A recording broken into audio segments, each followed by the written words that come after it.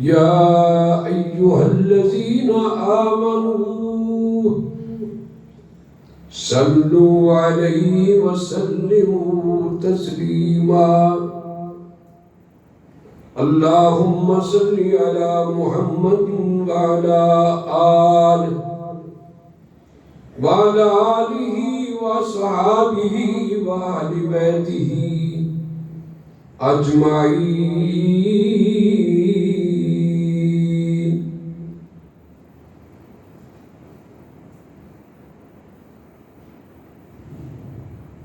آج کا جو خطبہ ہے وہ یہ ہے کہ رسول اللہ نے کافروں سے صلح کیسے فرمائی، اور یہ جو صلح حدیبیہ ہے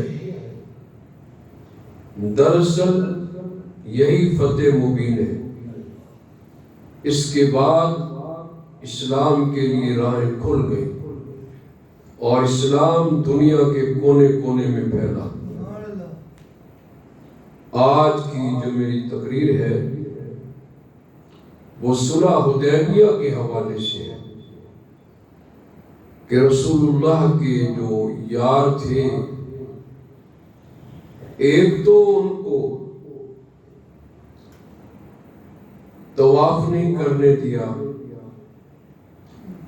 دوسرا انہوں نے اپنی قربانیاں اسی مقام پہ کی جہاں ان کا قیام تھا، تیسرا اس سال طواف نہیں کرنے دیا۔ کئی اور چیزیں ہیں جو آئندہ میری تقریر کا حصہ ہوں گی۔ رسول اللہ نے جس صبر اور ضبط کا طریقہ اختیار کیا وہ طریقہ اللہ کو اتنا پسند آیا کہ اس کے چند سال بعد مکے کی چوٹیوں پر اسلام کا جھنڈا لہرانے لگا۔ اسی سلسلہ میں آپ سے چند باتیں کروں گا۔ صلح حدیبیہ ایک کنویں کا نام ہے حدیبیہ، اور اس کے ساتھ ایک گاؤں بھی ہے۔ اس حدیبیہ کے مقام پر یہ صلح ہوئی تھی، اسی لیے اس حدیبیہ کا نام بھی شہرت یافتہ ہو گیا۔ رسول اللہ صلی اللہ علیہ وسلم کو ایک خواب آیا، اور یہ بات یاد رکھیے گا کہ پیغمبر کا خواب اونچی آواز پیغمبر کا خواب سچا ہوتا ہے، اور وہ وہی ہوتا ہے قسم کا۔ حضور صلی اللہ علیہ وسلم کو خواب یہ آیا کہ ہم خانہ کعبہ کا طواف کر رہے ہیں، طواف کے بعد کچھ لوگوں نے بال کترا لیے اور بعض لوگوں نے بال منڈوا لیے۔ رسول اللہ نے یہ خواب اپنے پروانوں کو بتلایا۔ پیغمبر دو عالم صلی اللہ علیہ وسلم کے پروانے ایک بار پھر بے قرار ہو گئے کہ نگاہیں خانہ کعبہ کو تلاش کر رہی ہیں، یہ گولڈن چانس ہے، ہم ضرور خانہ کعبہ جائیں گے۔ آپ سمجھتے ہیں کہ جو خانہ کعبہ ہے، جب رسول اللہ نے ہجرت فرمائی تو آپ نے فرمایا تو پاکیزہ شہر ہے، میں تجھے نہ چھوڑتا اگر کفار مجھے ہجرت پر مجبور نہ کرتے۔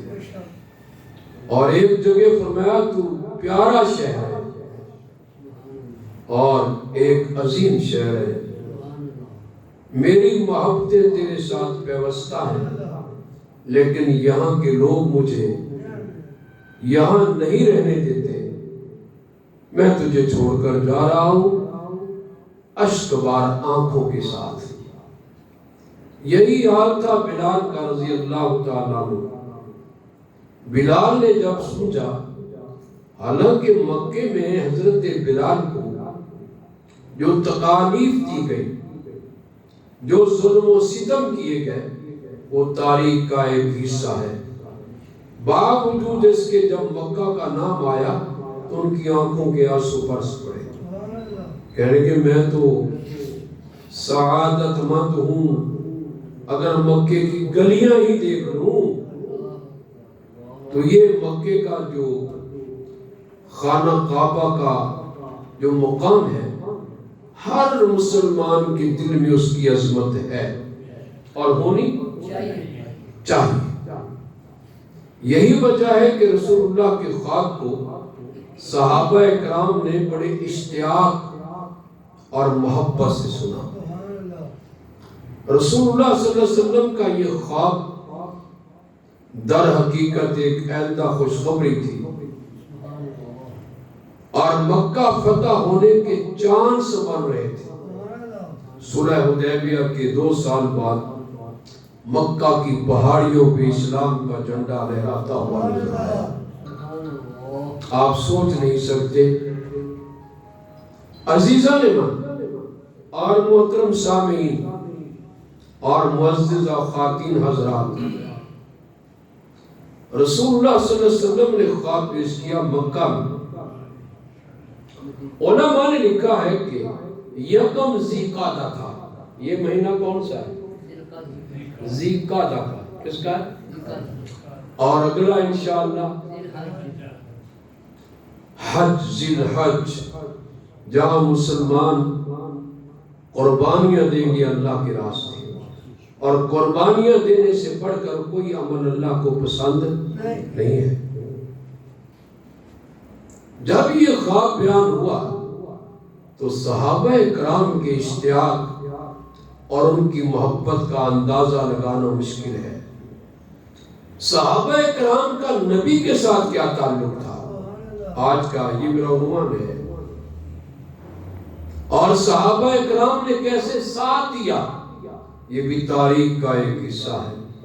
یہ تمام تر جو میں گفتگو پیش کر رہا ہوں، آئندہ میری گفتگو پر وہ دلائل پیش کروں گا کہ جن کو تم کچھ سمجھتے ہی نہیں، وہی تو آسمان دنیا کے چمکتے ستارے ہیں۔ قرآن انہیں کی تعریف کر رہا ہے۔ حضور صلی اللہ علیہ وسلم نے جب یہ اعلان فرمایا 1400 یا 1500، دیہات میں بھی اعلان کر دیا گیا، وہاں پہ بھی لوگ دوڑ کر آ رہے تھے، ایک بہت بڑا قافلہ بن گیا۔ میں تو اکیلا ہی چلا تھا، جانب منزل قافلہ ملتا گیا اور کارواں بنتا گیا، قافلے ملتے گئے اور کارواں ایک بہت بڑا کارواں بن گیا۔ تو یہ واقعہ جو ہے 6 ہجری کا ہے۔ حضور صلی اللہ علیہ وسلم کو مدینہ منورہ میں 6 سال ہو گئے تھے۔ یہ واقعہ رونما ہوا جنگ احد کے بعد، جنگ بدر کے بعد۔ بڑا عجیب واقعہ ہے، اس نے بڑے تاثرات چھوڑے، تاریخ کو ایک اور برق عطا فرمایا اس واقعے نے۔ اس میں بڑی نصیحتیں ہیں کہ رسول اللہ کا صحابہ سے کیا تعلق ہے اور صحابہ اکرام کا پیغمبر سے کیا تعلق اور محبت ہے۔ اللہ کرے ہمیں بھی اللہ وہی محبت عطا فرمائے جو صحابہ اکرام کو عطا فرمائی تھی، ہمیں بھی وہی جذبہ عطا فرمائے جو صحابہ اکرام کو عطا فرمایا تھا۔ 1400 صحابہ، اور پھر ایک روایت میں ہے 1500 صحابہ۔ ذوالحلیفہ، حاجی صاحب جانتے ہیں ذوالحلیفہ کو، جب مدینے سے نکلتے ہیں وہاں احرام باندھتے ہیں اور مکے جانے کی تیاری کرتے ہیں۔ مکے میں منہ اٹھا کر نہیں جانا ہوتا، احرام باندھ کر جانا ہوتا ہے۔ یہ اللہ کا شہر ہے۔ لا اقسم بهذا البلد وانت حل بهذا البلد ووالد وما ولد۔ یہ مکہ ہے، یہاں آؤ تو یوں سمجھو کہ میں اللہ کے در پہ جا رہا ہوں۔ ہر جگہ بھی اللہ ہے۔ مکے کا ایک اپنا مقام ہے، اپنا سٹیٹس ہے۔ اپنی عظمت ہے اور وہ مسلمانوں سے نہیں چھینی جا سکتی. نہ نبی کی محبت کسی سے چھینی جا سکتی ہے اور نہ خانہ کعبہ کی عظمت کسی سے چھینی جا سکتی ہے. یہ وہاں ہے جہاں دل ہے. دل کے اندر اگر کوئی رستہ ہے تو یہ وہاں ہے. آدمی قتل ہو سکتا ہے، مارا جا سکتا ہے، لیکن رسول اللہ کی محبت سے جدا نہیں کیا جا سکتا. اور یہی منزل ہے ہماری کامیابی کی. غور کرنا ایک ایک لفظ پر. اللہ آپ لوگوں کو جزائے خیر عطا فرمائے.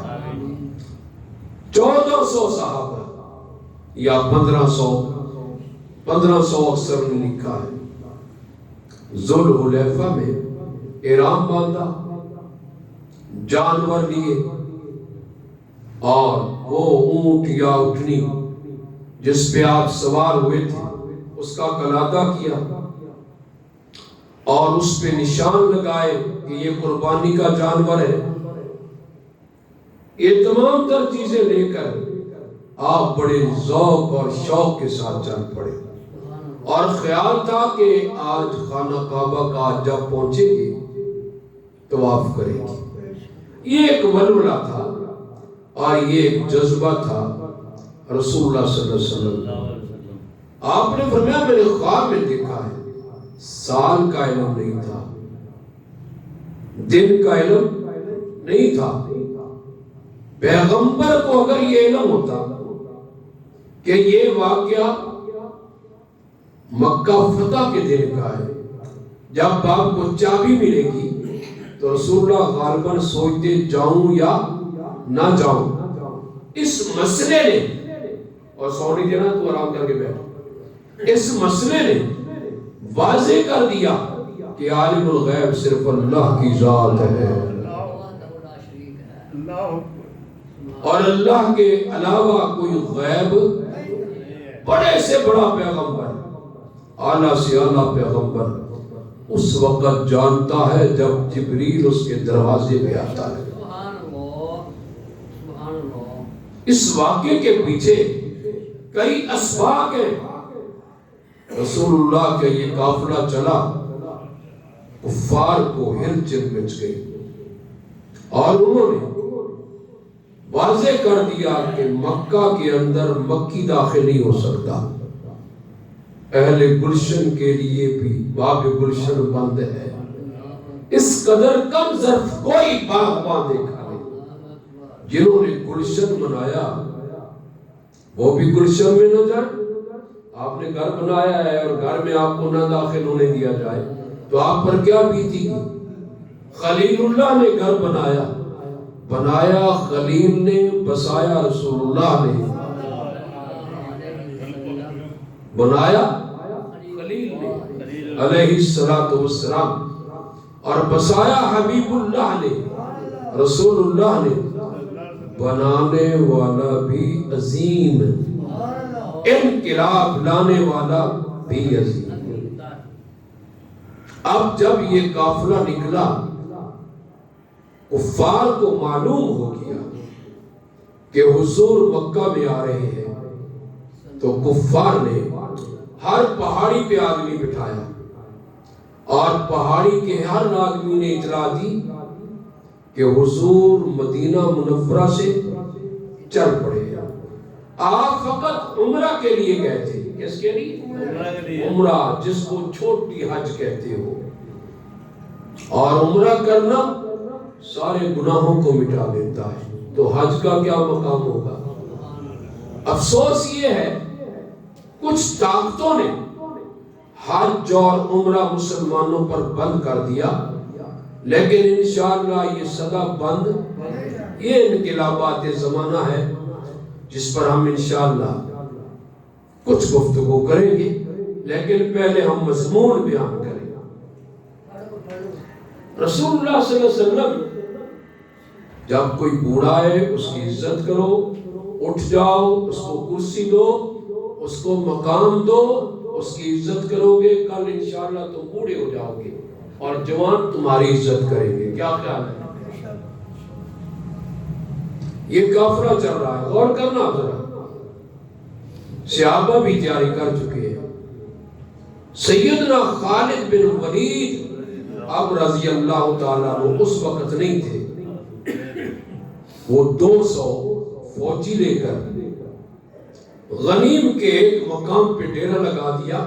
وہ شہرا تھی جہاں سے رسول اللہ نے گزرنا تھا، تاکہ ان کا یہ جو آمد کا سلسلہ ہے روک دیا جائے اور پیغمبر خانہ کعبہ تک نہ پہنچ سکے۔ یہاں ایک بات یاد رکھو، اگر آپ پوری توجہ سے سن رہے ہو تو پورے 12 مہینے ہیں، کتنے؟ ان میں 4 مہینے اشہر حرم کے ہیں۔ ان 4 مہینوں میں کفار لڑا نہیں کرتے تھے، اور عمرے کے لیے کوئی پابندی بھی نہیں تھی۔ کافر کرے، مشرک کرے، سجن کرے، دشمن کرے، عام اجازت تھی، جو چاہے سو عمرہ کرے، اور یہ خانہ کعبہ ہر ایک کے لیے کھلا تھا، جو آئے طواف کرے، اللہ کے آگے روئے۔ یہ 24 گھنٹے کھلا، مسجد نبوی رات بند ہو سکتی ہے، خانہ کعبہ رات کو بند۔ یہ عظمت ہے خانہ کعبہ کی، نہ خانہ کعبہ رات کو بند ہوتا ہے، نہ خانہ کعبہ بنانے والا آرام کرتا ہے، وہ بھی جاگ رہا ہے، یہ بھی کھل چکا ہے۔ آپ رات کو جائیں، دن کو جائیں، اللہم لبیک اللہم لبیک۔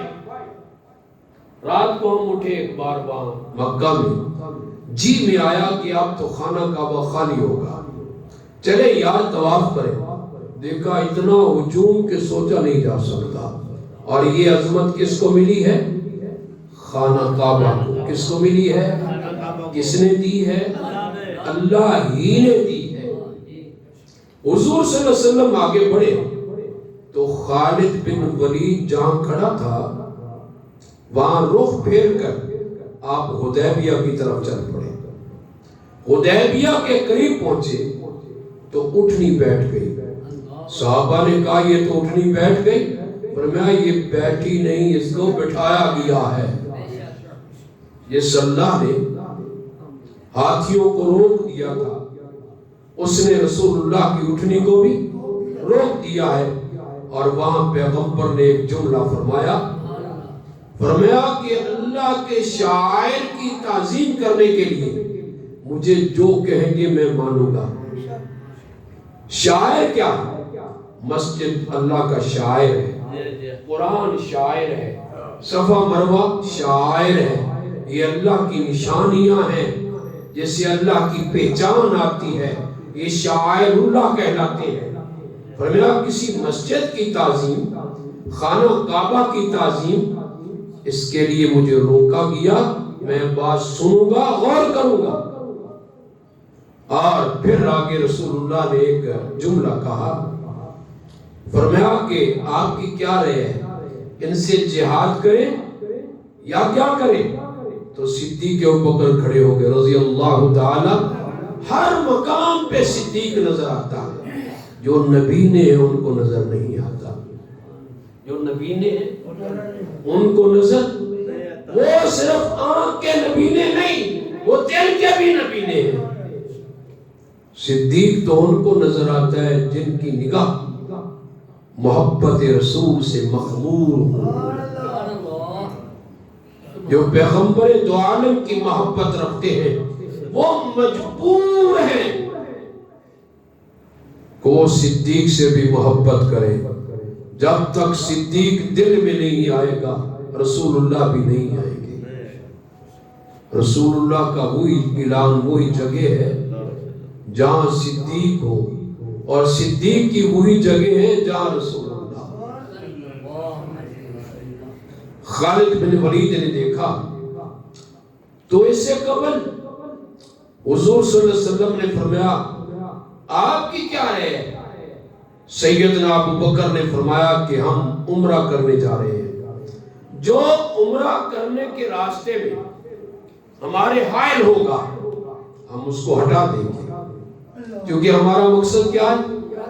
فقط عمرہ، دولت نہیں ہے، شہرت نہیں ہے، بس یک نگاہ خانہ کعبہ رہا، خانہ کعبہ کو دیکھنا، یہ بھی بہت بڑی سعادت ہے۔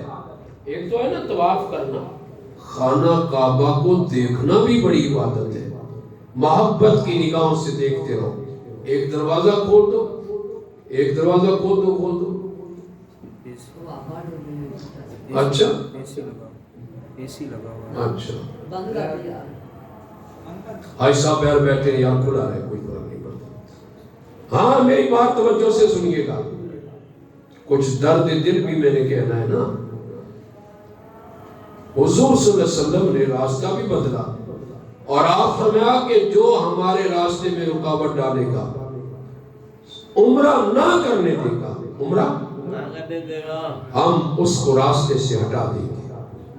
ہمارا کوئی اور مقصد نہیں ہے۔ ایک کافر کے لیے تو عمرہ ہو سکتا ہے، ایک گناہگار کے لیے تو عمرہ ہو سکتا ہے، رسول اللہ پر کیوں پابندی؟ کیا مقصد ہے؟ کیوں پابندی لگائی گئی؟ اہل گلشن کے لیے بھی باب گلشن بند ہے۔ اس قدر کم ظرف کوئی باغباں دیکھا نہیں۔ رسول اللہ کے لیے پابندی کیوں؟ رسول اللہ صلی اللہ علیہ وسلم نے جب مقام حدیبیہ میں ظہر کا وقت ہوا تو آپ بلال نے اذان کہی، کس نے؟ اور حضور صلی اللہ علیہ وسلم نے نماز پڑھائی۔ نماز نہ سفر میں معاف ہوتی ہے، نہ حضر میں، نہ بیماری میں معاف ہوتی ہے، نہ صحت میں۔ نماز ایمان کا حصہ ہے، جز ہے۔ جس نے نماز پڑھا، قیامت کے دن لوگوں سے پوچھا جائے گا، صوفی صاحب جہنم میں کیسے پہنچے آپ؟ لم نک من المصلین، کہ میں نماز نہیں پڑھا کرتا تھا، میں نماز نہیں پڑھا کرتا تھا، اس لیے آج جہنم میں میرا گھر بنا ہے۔ تو نماز نہ پڑھنا جہنم کو دعوت دینا ہے۔ اور خدا کسی سے ڈرتا؟ کوئی کہنا میں یہ ہوں، وہاں یہ یوں نہیں چلتی۔ وہاں تو قارون کی بھی چیخیں نکل گئی، فرعون کی بھی چیخیں نکل گئی، تو ہم تو طاقت میں بھی ان سے بہت کم ہیں۔ رسول اللہ صلی اللہ علیہ وسلم قریب پہنچے، ظہر کی نماز ہو گئی۔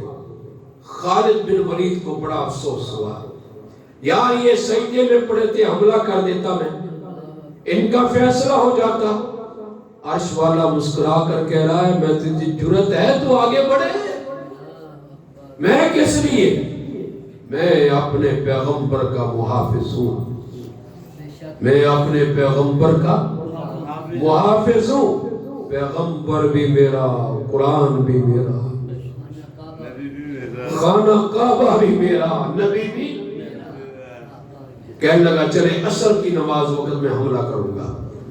اسی وقت جبریل آ گئے، آدھا لشکر اس کے مقابلے میں کھڑا کرے اور آدھے لوگ نماز پڑھیں، جن کو صلاۃ الخوف کہا جاتا ہے۔ صلاۃ الخوف۔ عصر کے نماز کے وقت دیکھا خالد بن ولید نے رضی اللہ تعالیٰ، آپ کہتے ہیں دیکھا تو مسلح لشکر تلواریں لیے کھڑا ہے۔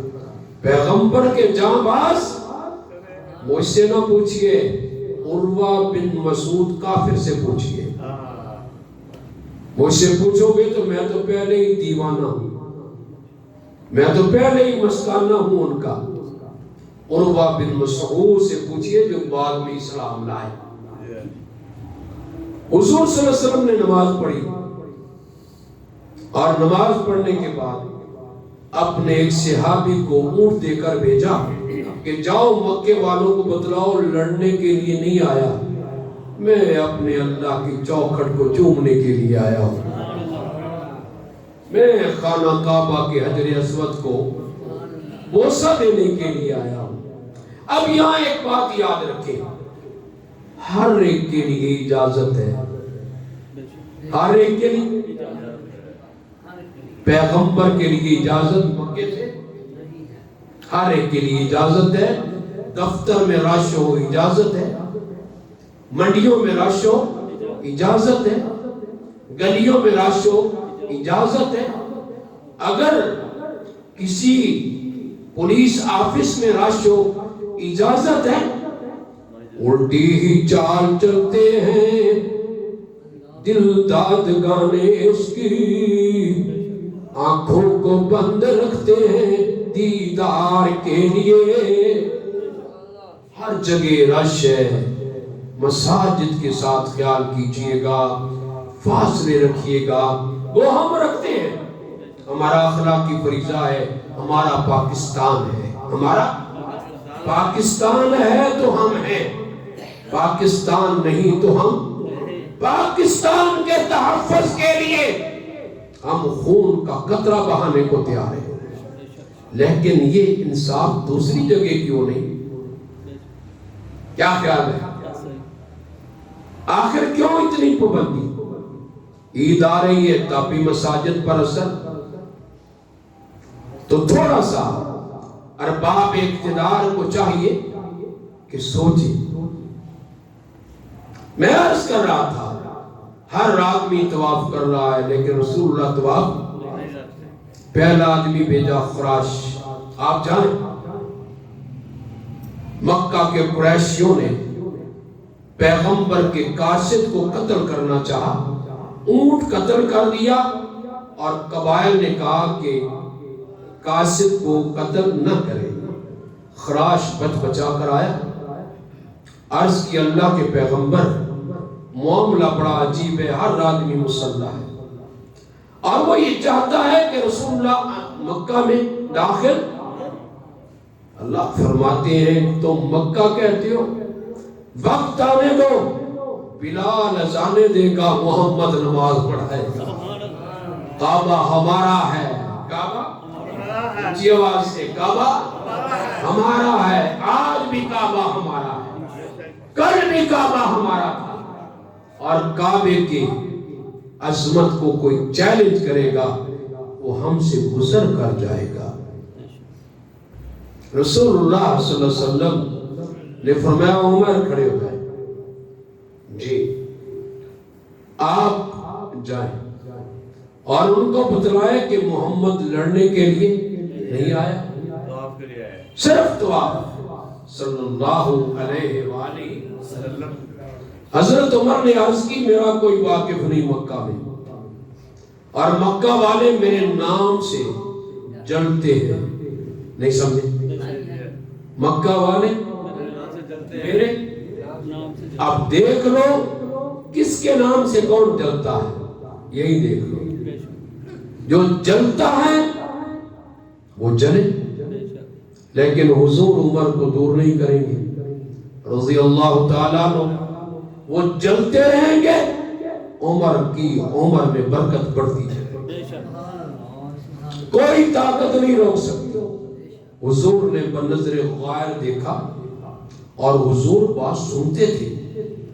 ایک عام آدمی بھی بات کرے سنتے تھے. یہ پیغمبر کا کمال تھا. نہ سنتے ہم کیا کر سکتے ہیں؟ عثمان غنی کی طرف اشارہ ہوا. آپ جانیں سیدنا عثمان غنی کے ساتھ 10 صحابی بھیجے. کتنے؟ بدیل بن برقہ. یہ ایک قبیلے کا آدمی ہے، قبیلہ خزا کا. رسول اللہ کا حمایتی ہے. یہ اپنے ساتھیوں کو لے کر آیا. عرض کی سارے رستے بلا کے پوری طرح ہر چیز کو گھیرے میں لیا ہوا ہے. آپ بالکل نہیں جا سکتے، آپ واپس چلے جائیں. حضور نے فرمایا کہ بدیل میں صرف طواف کرنے کے لیے آیا ہوں. میں صرف طواف کرنے کے لیے آیا ہوں. یہ لفظ رسول اللہ کے ہیں صلی اللہ علیہ وسلم. میرا اور کوئی مقصد نہیں. اور کفار مکہ کو کہہ دو لڑائی نے تم کو کمزور کر دیا ہے، تھوڑا سا وقفہ کر لو، مہلت مانگ لو، ہم مہلت دے دیں گے اور سوچنے پہ مجبور ہو جاؤ. اس میں تمہارا بہتری اور فائدہ ہے. بدیل بن برقہ کو کہا یہ میرا میسج ان کو دے دو اور میری گردن اتر جائے. اللہ کے شاعر کے احترام کے لیے میں ایک قدم پیچھے نہیں ہٹوں گا. میری گردن اتر جائے، رسول اللہ فرما رہے ہیں۔ آپ یہ نہ سمجھے مسلمانوں کا نبی بہادر ہے، مسلمانوں کا نبی اونچی آواز سے کہو، مسلمانوں کا نبی، اور جن کا باپ، جن کا لیڈر، جن کا بڑا بہادر ہو، وہ خوف نہیں کیا کرتا۔ مسلمان نہیں خوف کرتے کہ ہمارے پیغمبر نے کبھی خوف نہیں کیا، ڈرے ہی نہیں، خوف زدہ نہیں ہوتے تھے۔ آپ نے فرمایا ان کو بتلا دو، رسول اللہ صلی اللہ علیہ وسلم کا سفیر عثمان غنی رضی اللہ تعالیٰ عنہ جب پہنچے تو انہوں نے 50 آدمیوں کو بھیجا کہ نبی کو شہید کر دو۔ 50 کے 50 گرفتار ہو گئے۔ محمد بن مسلمہ نے ان کو گرفتار کر لیا اور قید کر دیا، اور میں خبردار تم ادھر ادھر دیکھا تلوار سے سر اڑا دیا جائے گا۔